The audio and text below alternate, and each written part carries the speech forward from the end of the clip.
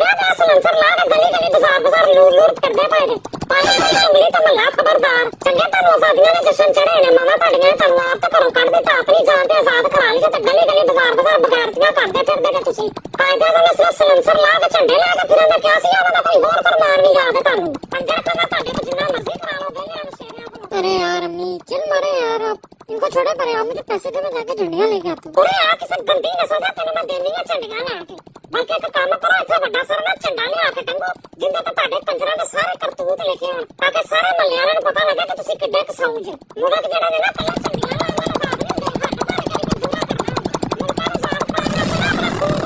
करना पैंदा रोंदे झंडियां लान नूं ना दुध ना दही खाली यही यही कंजरा नु गूं गंद अपना साफ करना नहीं आंदा ते तुरे ने मुल्क आजाद करान नु पहले घर अपनी बेटियां मावां भैणां नु आजाद करो उन्हां ते घर तुसीं हर वेले मुलाजम बना के रखिया हुंदा सारा सारा दिन आप बिस्तर ते सुत्ते रहिंदे जे ते मावां भैणां काम करदियां थक जांदियां ने मोबाइलां ते सारा सारा दिन तुहानू वेल नहीं मिलदा इंस्टाग्राम स्नैपचैट टिकटॉक हर वेले बड़े रहिंदे जे ते रोंदे तुसीं मुल्क आजाद करान नु।